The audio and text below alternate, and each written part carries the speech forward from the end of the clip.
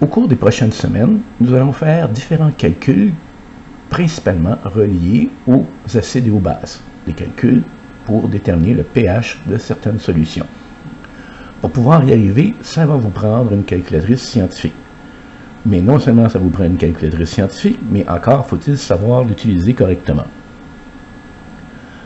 Si vous voulez entrer comme donnée sur une calculatrice une notation scientifique, il y a quelques façons de le faire qui fonctionnent. Il y a plusieurs façons de le faire qui fonctionnent absolument mal, mais je vais vous montrer ici la méthode qui est vraiment la bonne, c'est-à-dire celle qui correspond à la manière dont les calculatrices scientifiques ont été conçues. Supposons que vous voulez mettre sur votre calculatrice la donnée suivante, 2,35 par 10 exposant 2. Bon, bien sûr, on commence par mettre 2,35, mais là, la touche qui est vraiment importante, c'est la touche EXP ici. Vous appuyez sur la touche EXP, et qu'est-ce qui vient d'apparaître? Fois 10 exposant 0,0. Maintenant, tout ce que vous avez à faire, c'est d'entrer l'exposant 2. Vous venez d'entrer 2,35 par 10 exposant 2. 2,35 par 10 exposant 2, ça correspond à quoi? Ça correspond à 235. C'est effectivement ce qui a été entré. Regardez bien aussi dans les calculs, quand c'est affiché, le fois 10 exposant quelque chose, les calculatrices vont vous mettre un E. Ça signifie fois 10 exposant 2. Ce qu'il ne faut pas faire, c'est de faire fois 10. Si on recommence, si vous faites 2,35 fois 10, et qu'après vous allez appuyer sur EXP et vous mettez votre 2, 2,35 par 10 exposant 2, on vient de le voir, c'est 235. Mais si vous faites l'erreur de faire fois 10, voici ce qui va être affiché, 2350. Votre calculatrice fait exactement ce que vous lui demandez de faire. Elle a fait 2,35 fois 10, et ensuite vous lui demandez de passer en notation scientifique. Alors elle s'est dit, d'abord et avant tout, j'ai fait 2,35 fois 10, et donc votre résultat va toujours être 10 fois trop élevé. Si votre valeur c'est 2,35 par 10 exposant moins 2, vous faites quand même le EXP toujours. Cette fois-ci, vous faites le changement de signe et vous entrez le 2. Vous avez 2,35 par 10 exposant moins 2, ce qui correspond à 0,0235. Je vous montre une Sharp. Les calculatrices Sharp ont toute cette fameuse touche EXP et qui est généralement au-dessus du 7. Si vous avez une calculatrice d'une autre marque, par exemple une Casio, c'est encore mieux. Souvent les Casio, la touche, elle est ici en bas, elle vous dit directement fois 10 exposant X. C'est l'équivalent de faire la touche EXP sur une Sharp. Mais supposons que vous avez comme calculatrice une Texas, la touche EXP n'existe pas. La touche qui y correspond, c'est la touche EE. Donc, si vous avez une Texas et que vous avez la même touche EE, qu'est-ce que vous devez faire? Vous devez faire, vous rentrez votre 2,35, vous faites la deuxième fonction, appuyez sur EE et il va vous apparaître sur votre calculatrice le fois 10 exposant quelque chose. Et ensuite, vous pouvez entrer la valeur. Si vous remarquez, sur une Texas, la touche pour le changement de signe, ce n'est pas écrit plus ou moins comme sur une Sharp, qui est la touche ici. Sur une Texas, la touche est un moins entre parenthèses. C'est pour changer le signe de la valeur que vous venez d'entrer.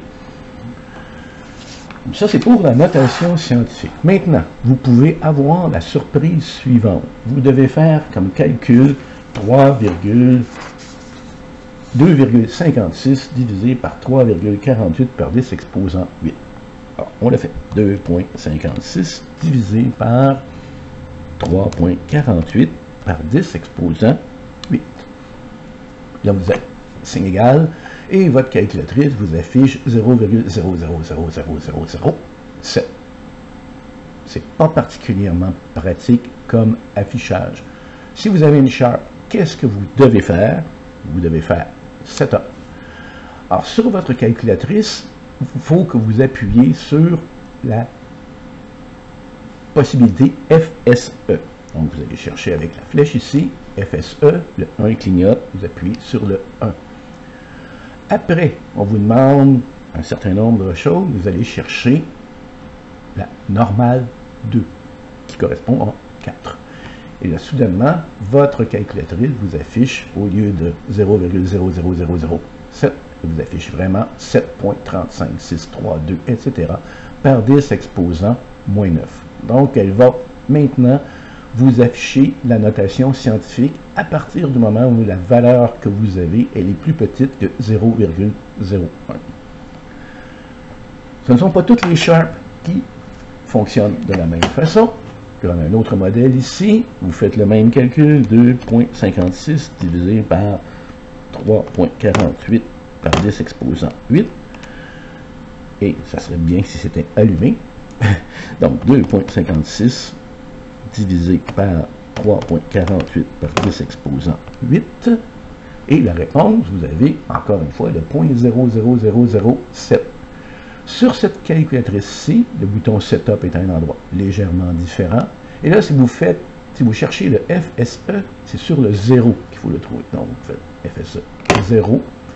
Et ensuite, comme dans l'autre cas, vous allez chercher normal 2, qui correspond à 4. Et votre affichage vous donne le niveau 7.356 par 10 exposant moins 9. Ça, c'est la manière de régler le problème pour les Sharp. Si vous avez un autre type de calculatrice, malheureusement, je ne sais pas comment régler votre problème de setup. Mais il y a toujours une façon d'y arriver. Vous avez 2.56 divisé par 3.48 par 10 exposant 8. Là, ça va encore m'afficher correctement, mais je vais revenir au setup qu'il y avait avant. Vous avez 0.00007. Et vous venez de le voir, il manque des chiffres qui ne sont pas affichés. Ce que vous pouvez faire, c'est retenir que c'est 7, quelque chose. Donc, vous mettez votre virgule ici. À ce moment-là, vous avez quel exposant? 1, 2, 3, 4, 5, 6, 7, 8, 9. Par 10 exposant moins 9. Vous retenez que votre valeur, c'est 7, quelque chose par 10 exposant moins 9. Et ensuite, vous faites fois 1000. Et là, les chiffres qui vous manquent viennent d'apparaître. C'était 7,356. C'est le fonctionnement de base d'une calculatrice scientifique.